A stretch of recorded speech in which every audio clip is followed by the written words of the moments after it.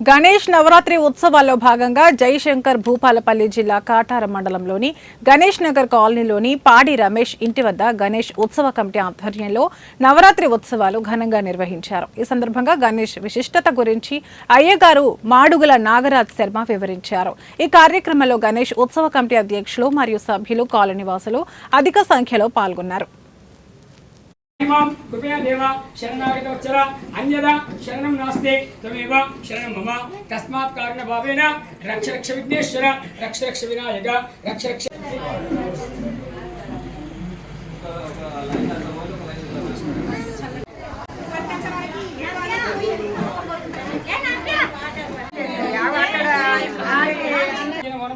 अग्नि स्नान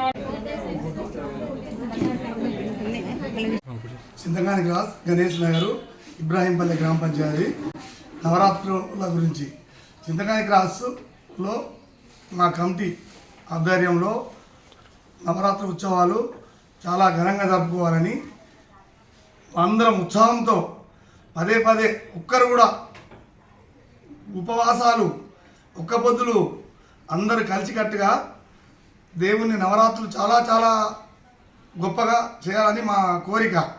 ఏంటంటే దీనికి చేయడానికి కారణం మేము ఫస్ట్ దేవుణ్ణి పెట్టేటప్పటికి మా కాలనీలో చాలా కొంచెం కాలనీ చిన్నగా ఉండే, దేవుణ్ణి పెట్టిన తర్వాత చాలా అంచెలంచెలుగా ఎదిగింది మా కాలనీ. కాబట్టి మేము దీనికి కమిటీ ఏర్పాటు చేసుకొని కమిటీ ఆధ్వర్యంలో చాలా బాగా నవరాత్రులు జరుపుతాము.